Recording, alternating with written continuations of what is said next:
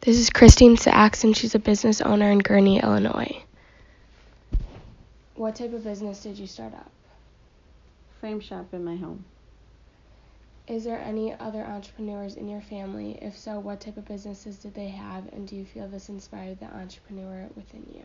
Absolutely. My mother was an entrepreneur. She opened up restaurants, even though she had a master's in computer science, but wanted to work for herself. My grandfather owned a textile business in China. He ran textile mill that created all the fabric for the Chinese army. How did this idea of starting your own business spark? Was there any previous experience with this type of work?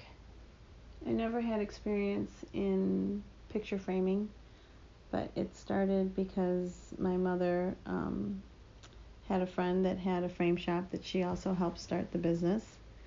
So with my background in design and loving to work with people and being creative, it seemed like it was going to be a good opportunity to go into that type of business. So she encouraged me to start small in my home, and I took our wedding money and just started a small business, and it grew from there. So my mother inspired me. Did you take any business classes in college? If not, do you feel that has affected the success of the business? I took some business classes, but it really wasn't enough. I don't think it would have affected the business, but I feel that it could have maybe made me become better at where I'm at more quickly. Like, it took us a little longer to learn the aspects of business by trial and error, but this way I ended up doing basically what you learn in school on my own. But I don't think that an entrepreneur really needs an education in being an entrepreneur. What were the steps you took in starting your own business? Ideas, plans, goals? So just kind of the run through of how you started your business. I got $10,000 for our wedding. Decided to put that towards the framing equipment because my mother told me that I should really learn this business. My aunt, who had a frame shop, I flew out to North Carolina, went to her business, lived there for about a week just to see if I would be interested in that type of business. And then I had another family friend who had a frame shop, went there and learned her business. Took a couple seminars and then decided to invest in the equipment at home. And it was a good way of working on something I can manage myself and create. My husband can help me and also be a stay-at-home mom. But as I was getting more involved in the business, I took another seminar, and something really stuck with me is when one of the facilitators basically told me that don't wait for business to come to you. Go out every week and look for some new opportunities. And with that, I went from just doing a small framing business in my house to earn some extra money to be a stay-at-home mom. I ended up networking and making connections with a lot of people, which brought me into larger projects. My first larger project than just a regular one picture frame job was with a designer, and my first job was $1,200, and it was for 3 picture framing jobs. And because I had a goal of only making $400 a week to be a stay-at-home mom, I thought this was great. I had one client and it was almost a month's worth of work. And then after that, I just kept my expectations just got bigger. So $1,000 order became $5,000 orders, individual orders, and then 10,000, and it just went from designers to corporations and now to hospitals. It keeps building because I just never settle. You just have to keep looking for bigger things and building relationships and always look for opportunity. And it doesn't bother me when somebody says no to me. I'm always looking for other options. So did you have a step-by-step goal, or did you just kind of go from where you were at? I went by instinct. So do you feel that starting your business in your home was the smartest decision you made in your business?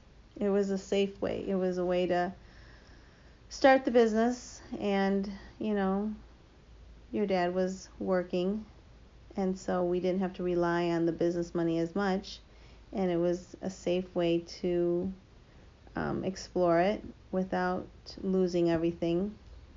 But then while I was doing that, one other reason for the opportunity to become successful is we were able to save all the money that we made through the framing business. And then with that, we built enough money to put down on a piece of property, which, I did on an impulse, and bought a piece of property and then built a strip mall, and I think it helped me be a smarter business person because I was much more conservative, and I wasn't going to lose it all.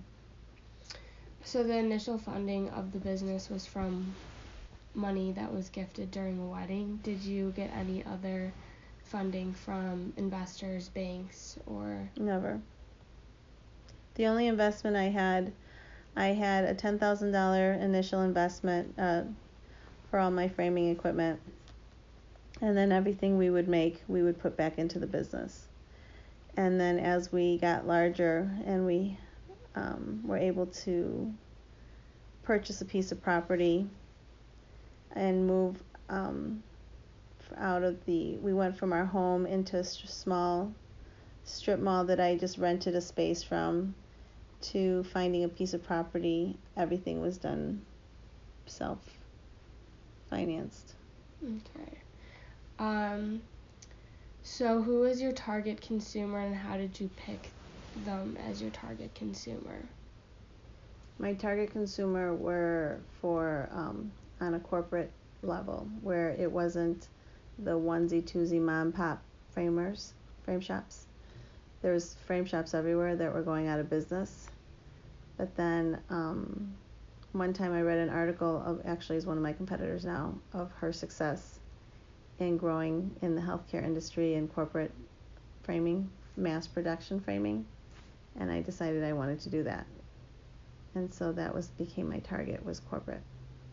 And then how did you correctly price the artwork and make sure that your profitability worked with the business in order for you to stay in business? Well, that was a lot of trial and error, but I think in the beginning we would price it. There's a standard pricing sheet that we would price it for the industry, and then we would discount it based on that, knowing where the margins we needed to make, but yet we controlled our expenses. It was depending on our expenses of what we needed to cover the cost of materials, and I think from there we were able to develop a standard where we do cost plus, meaning we get our materials costs and then we build up our margins. Mm-hmm. So you said when you made your first sale, you were really happy about how much you made, and but what was it like when you made your first sale? Like, what were the feelings that you felt, and the expectations that you had after? When I made my first sale, I was shocked to see how I could make money doing something that I enjoyed and that I could control myself. And with that feeling, I knew that I wanted more of it. It was almost like my own little drug. I don't have a lot of hobbies. I don't, do a lot of other things. And my hobby and my high was having opportunities to make money. It wasn't really the money, it was making the money. It was the ability to make that sale, finding bigger business just to keep going. So that was the reason, that's why you found that reason of wanting to start your own business. It was my passion. So in what year did you start this business, and how long has it been open for? I started the business in 1993 when Dad and I got married. Okay, and then have you ever almost had to close the doors or had to close the doors? Never. We had a scare during the recession. All the corporate accounts that I had at that time ended up cutting back on budgets. So the last thing they were going to do was spend money on artwork when they're trying to keep their employees employed. And then I just started watching the trends and talking to my vendors of finding out which companies are making it and what type of accounts they were selling to. And at that point, the healthcare industry was somewhat recession proof, especially with the baby boomers. All the hospitals were growing fast. So I changed gears and got my first opportunity into a hospital called Cancer Treatment Centers of America. And that was a connection I made through a designer at a corporate facility that she was a designer for the corporate office, but also did a side work for Cancer Treatments of America. Okay, and then what would you say the company's reputation is like, and how did it get to this, and why do you feel that its reputation is the way it is? I feel our reputation is that we give a very good package, that it's high quality, it's a very thought out, organized design, a fair price, and it's the service. I think that I've set very high standards for my designers to make sure that the client is happy, that they understand the client. The installers are run by an amazing installation team, and they're able to get the job done quickly. And when there's people in the business that are building these big hospitals, the project manager of the hospitals want to hire vendors that make their job easy. So hiring us, they always say that it makes it easy because they know that they can rely on us, the job will get done, it'll stay within budget, and they know that the end results will get a lot of positive feedback. Okay, so what would you say your greatest success as being a business owner is, and what strategies did you use to get to that point? My greatest success? I think my greatest success is to be able to, I don't even think of success yet. Like I just keep going. I think I'm successful, but I don't look at it as success. I think the success of the business is because I'm willing to always learn what I can do to better myself. I never feel that I'm the best, so I keep chasing it. I keep seeing what somebody else is doing. I always want to make sure that I can push myself, our company, a little better.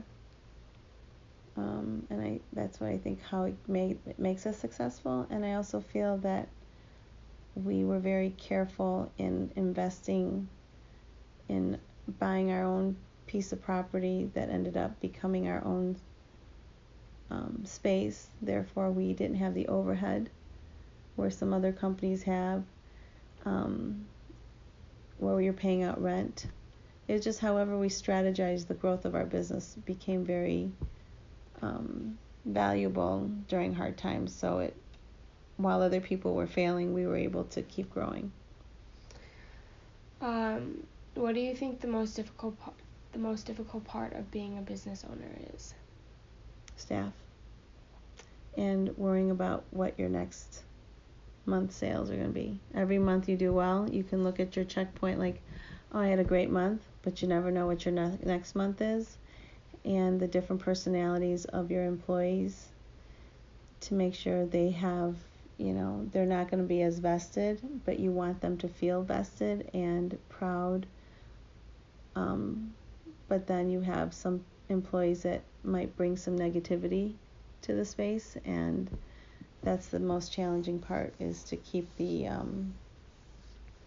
personalities to stay as positive as you want, and also to keep up to speed. What is something that you felt like you had to give up in order to get your business in the position that it's in? Being a stay-at-home mom. I started as a stay-at-home mom for that business, and I think I gave up a lot of my ability to live in the moment because my mind was always looking at what to do next or business opportunities.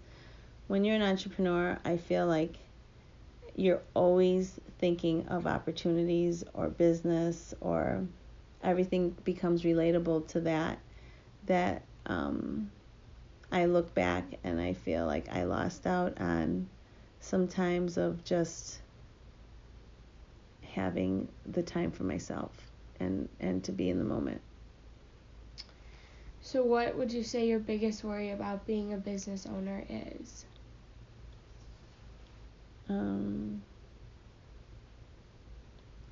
Sometimes it brings on a lot of constant worry.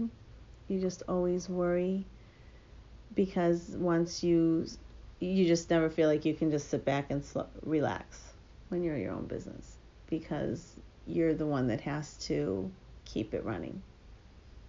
So with you saying that, on a daily basis, like how much of your day do you think the business takes up, mentally and physically?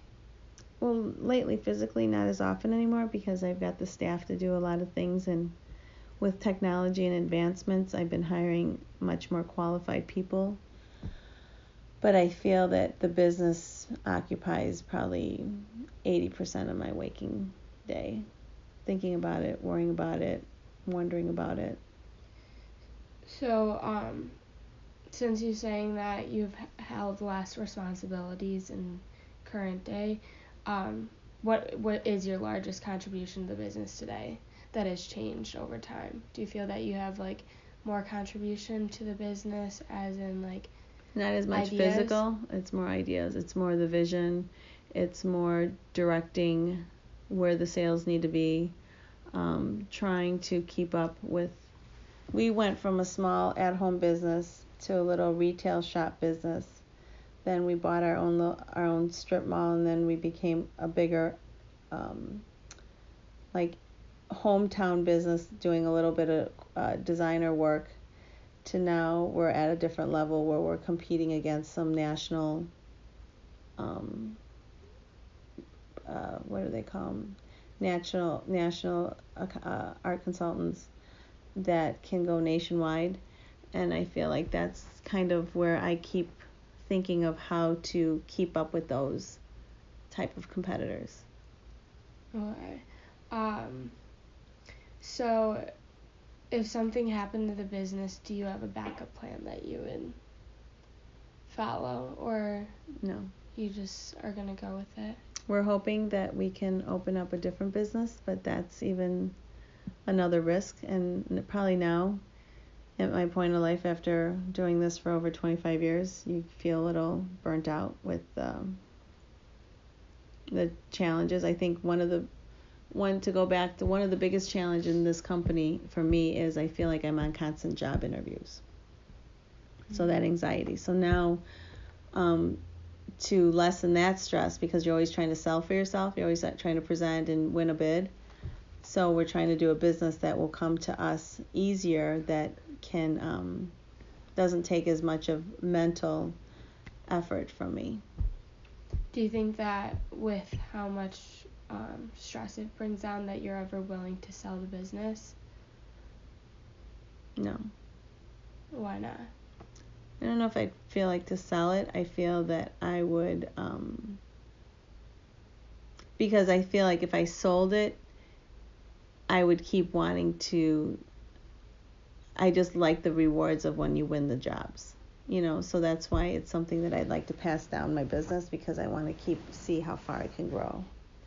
So you have your own business. Do you think that with you saying that you were able to open your own space and have people rent from you within that space, do you think that's helped you as a business, or do you think it was a smart business move? Because we were, like I said before, the purpose of doing that was, instead of just opening your own freestanding frame shop art gallery, I wanted money to come in, so if it did slow or we were at a period where we couldn't make a lot of money, I still had my overhead covered.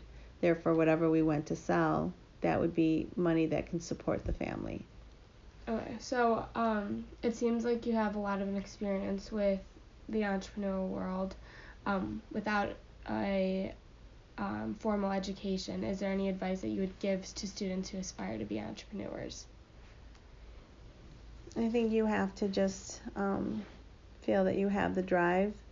It has to be a passion. It has to almost feel like an entrepreneurial just feels like you live it. It's not just a job. It's like a hobby. It's like your hobby. You get your high off of the success of your business. And if you feel it, you should go for it. But you should also be a little more conservative instead of just jumping right in. And that's kind of what we did. And sometimes people might be students and learn a little more and become more educated. And but with how I did it was, instead of being as educated, I was just a little more cautious. I had, a backup. I had another form of income before we really took it out on our own and just made it our own business. Okay, so thank you for taking the time to speak with me and share your knowledge on how you were able to start up such a successful business.